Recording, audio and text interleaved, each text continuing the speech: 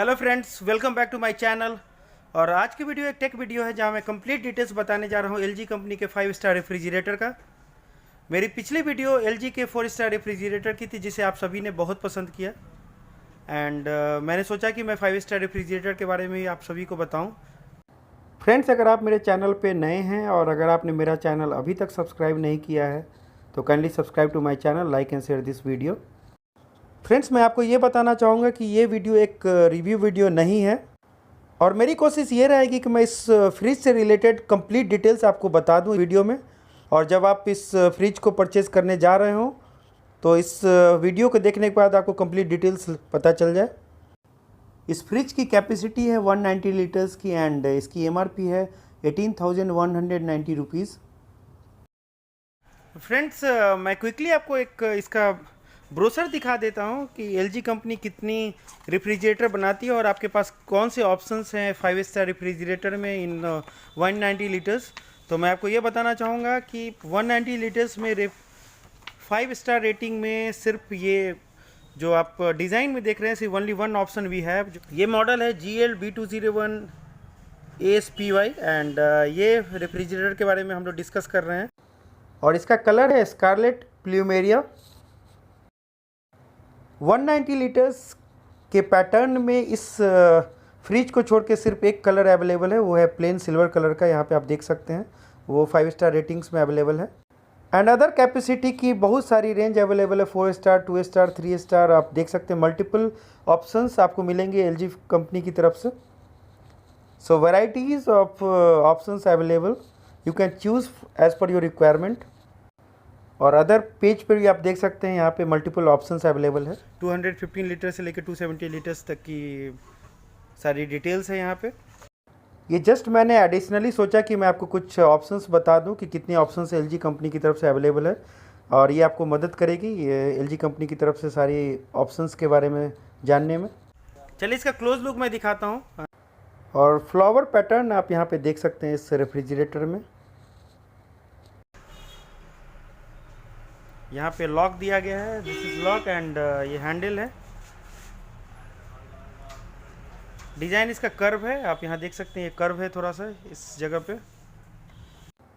और इस फ्रिज पे हमें मिलती है 1 ईयर की complete warranty and 10 years warranty on compressor. It means 1 + 9 years of warranty we are getting on this refrigerator. और इस फ्रिज की रेटिंग है 5 स्टार एंड 1 ईयर में ये अप्रॉक्स 131 पावर यूनिट कंज्यूम करती है। और यहाँ पे आप देख सकते हैं इस फ्रिज की अदर डिटेल्स दी गई है और इसका मॉडल है GL B201 ASPY एंड ये एक डायरेक्ट कूल रेफ्रिजरेटर है एंड इसकी वॉल्यूम है 190 लीटर्स की। और यहाँ पे आप एक स्टिकर देख सकते हैं, फास्टेस्ट इन आइस मेकिंग। और यहाँ पे आप देख सकते हैं protection against fluctuation and works without stabiliser 90 volt to 310 volts. It means अगर आपके यहाँ वोल्टेज की फ्रिक्वेंसी 90 वोल्ट से लेकर 310 वोल्ट्स की है तो आपको अलग से स्टेबलाइजर खरीदने की ज़रूरत नहीं है। क्विकली मैं अदर साइड्स आपको दिखा देता हूँ। ये इसका साइड है जो आप देख सकते हैं।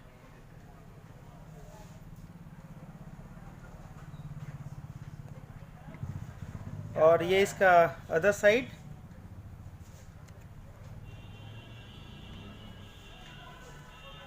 और साइड में आप यहाँ पे एक स्टिकर देख सकते हैं जहाँ पे आपको मिलता है toll free number. In case अगर इस फ्रिज में कोई ख़राबी आ जाए तो आप इस नंबर पे कॉल करके अपने कंप्लेन को रजिस्टर करवा सकते हैं। कंपनी के रिप्रेजेंटेटिव आपके घर पे विजिट करके इसे फिक्स कर देंगे। एंड यहाँ पे एक इन्फॉर्मेशन है जो कि बहुत ही यूज़फुल इन्फॉर्मेशन है। ये बताया जा रहा है कि इस फ्रिज की साइड है वो गर्म हो जाती है, तो इट मीन्स ये कोई ख़राबी नहीं है और ये मॉइस्चर को कंट्रोल करने के लिए डिज़ाइन की गई है, इसलिए आप पैनिक ना हो, डू नॉट पैनिक। और ये कोई ख़राबी नहीं है। और एक और इन्फॉर्मेशन दिया गया, कभी भी फ्रिज के टॉप पे आप कभी गर्म बर्तन ना रखें। सो हॉट यूटेंसिल्स आपको कभी भी इस टॉप ऑफ द फ्रिज कभी भी नहीं रखना है। इस इंस्ट्रक्शन को ज़रूर फॉलो कीजिए और ये आपको हेल्प करेगी इस फ्रिज को अच्छी तरह से मेंटेन रखने में। और ये है इस फ्रिज की बैक साइड और आप यहाँ पे देख सकते हैं जो गैस पाइप्स है वो कुछ इस तरह की दिख रही है यहाँ पे।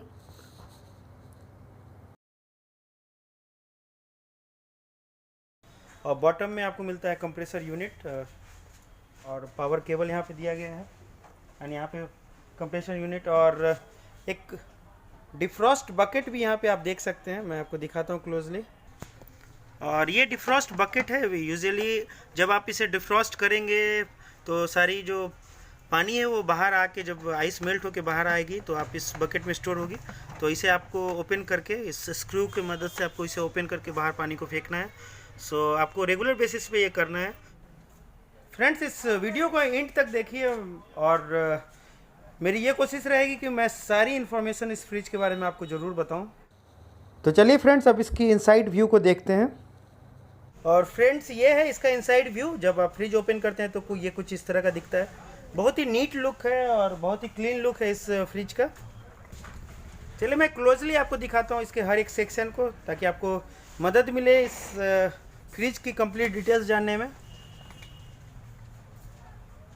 और सबसे पहले आप देख सकते हैं हमें मिलता है एक फ्रीजिंग जोन, जिसे फ्रीजर भी बोलते हैं। और जैसे ही आप इसे ओपन करते हैं आपको दो आइस ट्रे दिखेगी यहाँ पे। ये दो छोटी सी आइस ट्रे है, इस रेफ्रिजरेटर में दी गई है साथ में। और इसका स्पेस आप देख सकते हैं, आपको आइडिया लग गया होगा। 190 लीटर्स के हिसाब से इस फ्रीजर की साइज़ अच्छी है। ये कुछ इस तरह से बंद होगा, जब इसे ओपन करके जस्ट पुश कर दीजिए।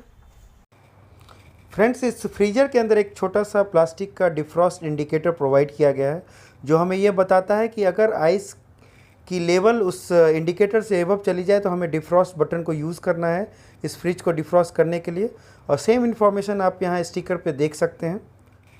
और फ्रीजर की सावधानी के लिए भी कुछ इन्फॉर्मेशन दी गई है। Do not use sharp objects to remove ice.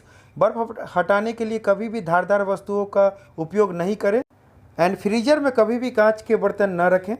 इस कॉशन का मतलब ये है कि जब इस फ्रिज में आइस ज़्यादा जम जाती है तो हम लोग कोशिश करते हैं कि इस नुकीली वस्तु से हटाने का। इसकी मीन्स कभी चाकू वगैरह या फोक वगैरह से उसे निकालने की कोशिश करते हैं, बट ऐसा कभी भी नहीं करें। ऐसा करने से आप इस पाइपलाइन को डैमेज कर दीजिएगा और ये कंप्लीट फ्रिज आपका ख़राब हो जाएगा। तो मेक श्योर कि हमेशा डिफ्रॉस्ट बटन का ही यूज़ करें तो डिफ्रॉस्ट करने के लिए, और कभी भी नुकीली सामान का यूज़ ना करें। ये फ्रिज का लैंप है, ये लाइट जल जाएगी फ्रिज जब ऑन होगा तो। और ये टेम्परेचर कंट्रोलर है, जिसके थ्रू टेम्परेचर सेट किया जा सकता है बेस्ड ऑन योर रिक्वायरमेंट। और यहाँ पे आप कूलिंग कंट्रोल में देख सकते हैं लेवल्स 1 से लेकर 7 तक का दिया गया है, जिसे बेस्ड ऑन सीज़न आप चेंज कर सकते हैं। विंटर में इसे 1 to 3 रखना है, मानसून में इसे 3 to 5 सेट करना है, एंड समर में इसे 5 to 7 सेट करके रखना है।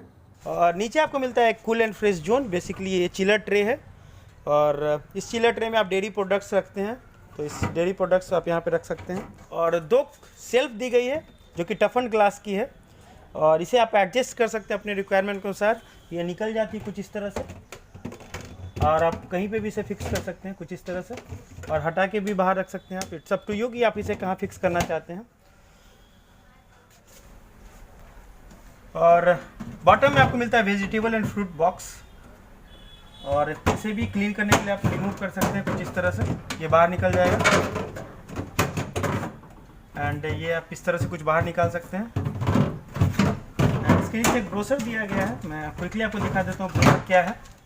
ये बेसिकली आपकी क्विक रेफरेंस गाइड है डायरेक्ट कूल रेफ्रिजरेटर के लिए। इंस्टॉलेशन वगैरह सब कुछ डिटेल दिया गया है यहाँ पे। मेक श्योर कि आप इसे अच्छी तरह से पढ़ें, ये आपको हेल्प करेगी इस फ्रिज को अच्छी तरह से मेंटेन रखने में। और टेम्परेचर कंट्रोलर यहाँ पे दिया, केवल टेम्परेचर कंट्रोलर के बारे में दिया गया है। और ये सारी डिटेल्स है जो आपको ज़रूर पढ़नी चाहिए, हिंदी और इंग्लिश दोनों लैंग्वेज में है। और सेफ्टी प्रिकॉशंस भी दिए गए हैं, क्लीनिंग कैसे करनी है इस फ्रिज की, कैसे रखना है, हमेशा क्लोज रखना है। Don't keep objects on refrigerator. ये बताया गया है कि कभी कभी होता है कि आप इसके ऊपर माइक्रोवेव ओवन वगैरह रख देते हैं। Do not do this.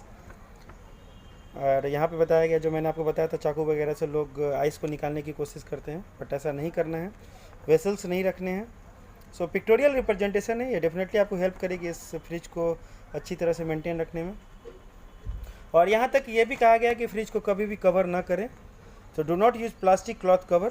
मैं क्विकली आपको दिखाऊँ इसके डोर साइड को, आप या इसका डोर साइड देख सकते हैं। मैं पहले टॉप टू बॉटम आपको दिखा दूँ।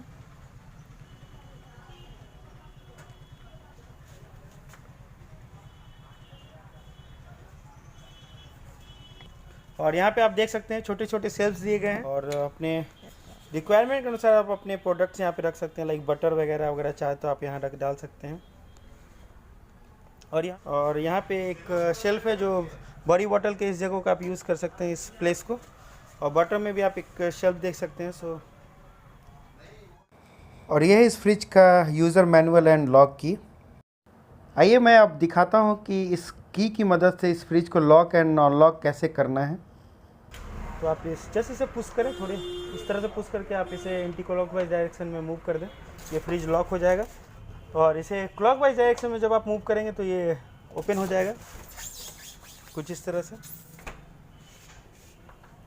Anti clockwise to lock and clockwise to just open this lock. एक प्लास्टिक का की है और एक ही की मिलती है हमें इस फ्रिज पे। ये इसका user manual and warranty card है। यूज़र मैनुअल को अच्छी तरह से आप पढ़ें तो ये सारी डिटेल्स इस यूज़र मैनुअल में आपको मिल जाएगी। ये आपको हेल्प करेगी इस फ्रिज को अच्छी तरह से मेंटेन रखने में और कैसे ऑपरेट करना है, सारी डिटेल्स यहाँ दी गई है। इन केस अगर आपको और भी कोई डाउट है तो आप कमेंट डाल सकते हैं मेरे वीडियो पे, मैं कोशिश करूँगा जल्द से जल्द रिप्लाई करूँ उस कमेंट के ऊपर।